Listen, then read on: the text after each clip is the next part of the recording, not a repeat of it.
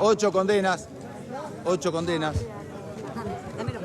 Creo que este es solamente el comienzo. Es el primer paso hacia el camino a una respuesta que realmente acaricie el corazón de Fernando. Entendemos y entendimos siempre que una justicia contemplativa, una justicia que no atienda a las súplicas de una víctima, sino a la contemplación, tal vez hasta incluso de la juventud de los acusados, no es justicia, no es justicia. Te digo que a mí el fallo de este tribunal me desencantó, porque pensé que la justicia de Dolores estaba a la altura, porque siempre estuvo a la altura de las condiciones. Es más, esta misma respuesta quiero reservarme algunas palabras, porque se las voy a dar seguramente después de que este análisis lo haga el Tribunal de Casación, que es un tribunal superior y que seguramente va a decidir esta situación en definitiva. Bueno, ya escuchábamos a Fernando Burlando, quien llevó adelante todo este recorrido de la audiencia y lo que tuvo que ver con la defensa de la familia de Fernando Báez Sosa. Claramente no quedó conforme con el fallo completo del tribunal, la razón de que consideraban y habían solicitado ellos también la condena perpetua para los 8 involucrados en el crimen de Fernando Báez Sosa. No así entendió los referentes del tribunal que las diferencias y las responsabilidades eran distintas. Por esto es que a 5 de ellos se los condenó a cadena perpetua y a 3 a 15. Esto generó una discrepancia, obviamente, entre los abogados que acompañaron a la familia y para entender también en detalle si se puede apelar, cuáles son las condiciones y si el fallo fue justo o no, está Leo Farhat en el móvil con el abogado penalista Eduard Carlos para conocer un poco el detalle de su opinión profesional. Leo, muy buenas noches. Hola Ceci, ¿cómo te va? Buenas noches. Así es, hemos venido al estudio jurídico del doctor Edwards, profesor de Derecho Procesal de la Facultad de nuestra ciudad, para charlar un poco de este tema. Por supuesto que no tiene en detalle todo lo que ha sido este proceso judicial, todas las fojas, pero hay algunas cuestiones que podemos empezar a entender. Digo, con esta diferencia que hay entre los 8 imputados, que hay 3 que tienen 15 años de prisión y el resto con prisión perpetua. Doctor Edward, ¿cómo le va? Buenas noches. ¿Qué tal? Buenas noches, ¿cómo está? Un placer. A ver, empezamos a atar algunos cabos desde la distancia, desde ir viendo cómo ha sido parte de este proceso judicial, que ha sido tan mediático, por cierto. ¿Está bien esto de diferenciar a los 8? Sí, aparentemente en una primera aproximación parecería un tanto como incongruente sostener la agravante de un concurso premeditado de 2 o más personas, como es la calificación legal que se le aplica a 5 de los acusados, y no comprender también dentro de esa misma calificante y con la misma pena de prisión perpetua a los otros 3.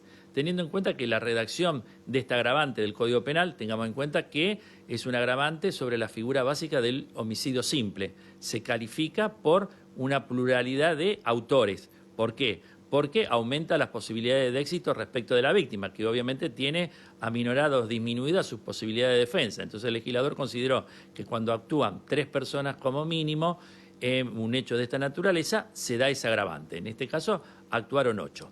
Es interesante destacar que el Código no hace una diferenciación en cuanto al tipo de intervención que hayan tenido en el hecho en concreto. Es decir, no solamente quedarían comprendidos los que ejercieron o ejecutaron el hecho con una intervención material, por ejemplo, aplicándole golpe, como aquellos que pudieron brindar algún otro tipo de colaboración. Por ejemplo, ver que no llegaran terceras personas para auxiliar o defender a la víctima, o que llegara incluso la policía. Incluso la doctrina y la jurisprudencia comprenden dentro de los que integran la pluralidad de agentes para la agravante aquellos que pudieran dar voces, por ejemplo, de aliento, como se mencionan dentro de la acusación, que uno de los beneficiados, diríamos, con esta calificación menor, arengaba justamente al hecho homicida. Entonces, en ese sentido veo que hay como una incongruencia respecto de no haber comprendido dentro de la prisión perpetua también a estas otras 3 personas, basándose de que no habían tenido una intervención, diríamos, directa sobre el cuerpo de la víctima. ¿Cuál pudo haber sido el atenuante para estas 3 personas, digamos? ¿Qué pudo haber pensado el juez? ¿Qué pudo haber visto? No, es decir, el basamento ha sido que no fue una colaboración, diríamos, esencial. Por eso lo ubican dentro de la calificación legal como un partícipe o un cómplice secundario. No hizo un aporte esencial, lo cual implicaba que estando él o no estando estas otras 3 personas, igualmente los otros 5 hubiesen cometido el hecho. Pero, vuelvo a insistir, la agravante, como está redactada en el Código Penal, no hace ese distingo, ya que comprende a los autores, coautores, partícipes primarios o secundarios. Eso en otra época era distinto, ¿no? Había una redacción anterior, estamos hablando de hace varias décadas atrás, en el que esta agravante se refería o comprendía pura y exclusivamente a aquellos que hubiesen intervenido en la ejecución del hecho, lo cual limitaba la esfera de tipicidad, en cuanto a que solamente podían serlo aquellos que ejercieron algún tipo de acto material sobre el cuerpo de la víctima, no una intervención, diríamos, moral, como podría ser una arenga o voces de aliento. Esa redacción de ese inciso sufrió hace varias décadas una modificación y ahora ya no está más esa expresión, lo cual comprendería cualquier tipo de participación justamente en el hecho delictivo. Muchos hablan de una prisión perpetua con libertad condicional, con alguna reducción de penas, con buena conducta, etcétera. ¿Cómo queda esto? Es un tema también interesante para destacarlo. El Código Penal, el artículo 13, establece que la prisión perpetua, a partir de los 35 años de cumplimiento, si se observan los reglamentos carcelarios, se puede pedir la libertad condicional. Sin embargo, hubo una modificación en el año 2017 al artículo 14 del Código Penal, por la cual hay determinado tipo de delitos, dentro de los cuales está comprendido precisamente los homicidios calificados, como sería en el caso de estos 8 condenados, en los cuales no podrían pedir la libertad condicional, lo cual implica que la prisión perpetua es precisamente a perpetuidad. Eso no quita que pudiera haber algún tipo de tacha de inconstitucionalidad respecto de esa perpetuidad. ¿Perpetua significa para toda la vida? Para toda la vida, para ese tipo de delito en particular. Podría haber alguna tacha de inconstitucionalidad una vez llegado al cumplimiento de los 35 años, basado en que el fin de la pena es la resocialización, la reeducación del condenado. Entonces, ¿qué sentido tendría esa finalidad constitucional si nunca podría llegar a lograr precisamente la libertad a través del Instituto de la Libertad Condicional?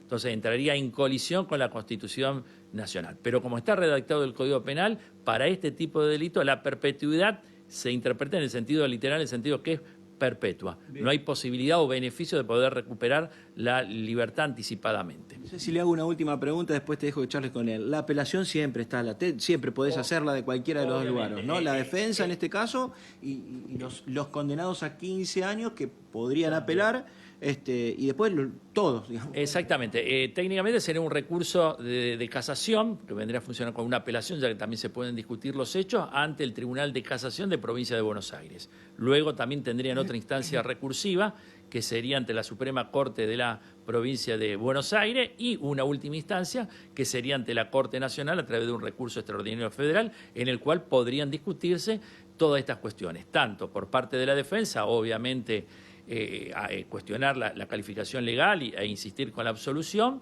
o por parte del particular damnificado u ofendido, que sería lo que en los otros sistemas se conocen como el querellante, y obviamente la Fiscalía, insistir sobre todo de estas otras 3 personas, de estos otros 3 condenados, una pena temporal para que la misma se transforme en perpetua. Es decir, que está expedita, diríamos, la vía recursiva, tanto para una parte como para las otras. Te escucha el doctor Edward, Ceci, si querés charlar con él. Sí, Leo, en parte una de las preguntas tenía que ver con lo que le hiciste vos, que tiene que ver con las apelaciones, pero conocer, doctor, en relación a los procesos, ¿no? Si bien usted mencionaba que toda apelación puede estar por ambas partes, ¿cómo se continúa ahora y cuáles son las instancias? ¿En qué momento se puede apelar? ¿Y qué posibilidad hay de que realmente el fallo que a estos 3 imputado se le diera 15 años se modifique? ¿Hay posibilidad? Tengo entendido que hay para ampliar, pero no sé si para reducir o viceversa, para conocer en detalle. Es decir, En este sentido, las partes tienen una amplitud, diríamos, recursiva para poder discutir las distintas cuestiones, tanto las cuestiones, diríamos, de hecho como de derecho. Es decir, se puede discutir la cuestión probatoria, como así también la cuestión, diríamos, jurídica en cuanto a la calificación legal.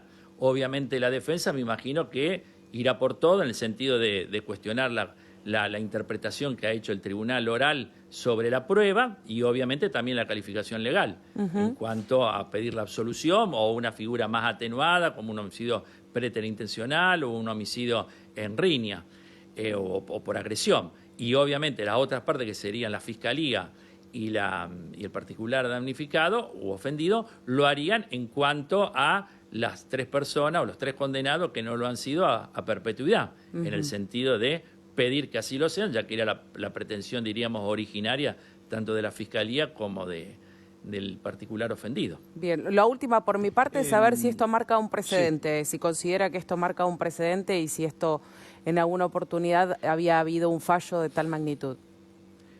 Mire, eso de marcar un precedente, yo lo relativizo no solamente en este caso, sino en otros, porque lamentablemente hechos de esta naturaleza se siguen repitiendo, como lo certifica o lo confirma la crónica policial. Así que hablar de que sienta un precedente, no sé si tiene tal magnitud. Es obviamente un hecho con una gran trascendencia mediática, una gran repercusión social, como lo han reflejado todos los medios. Esperemos que a partir justamente de una sanción penal muy dura, como fue la que se le ha aplicado a estos condenados, sirva sobre todo desde un punto de vista de prevención general a los fines de que obviamente no se repitan de esa naturaleza. Me sumo a lo de Cecilia ya para cerrar, doctor. ¿No hay muchos antecedentes de prisión perpetua de estas características? Sobre hechos de esta naturaleza, no que tenga registro. Y obviamente por toda la connotación que hubo, la frialdad con que actuaron, el grupo lo hizo, no eran una persona ni dos, fue un grupo sobre una persona que estaba indefensa. Tengamos en cuenta que no solamente está calificado por la pluralidad de gente, sino también por la alevosía. Es decir, el estado de indefensión en que se encontraba la víctima, que fue obviamente aprovechado por estos condenados justamente para cometer la acción homicida. Entonces tiene toda una serie de ribetes y de connotaciones que lo hacen particular, diríamos, al caso. Gracias, doctor. Bien. Muy amable. Bueno, ahí está, entendiendo un poquito desde el ámbito judicial, ¿no? Con estas modificaciones en los códigos y con estas cuestiones que quizás muchos veníamos pensando o conociendo de que esto no se había modificado tal como se modificó, bueno, y lo que ocurrió con este caso de Baezosa.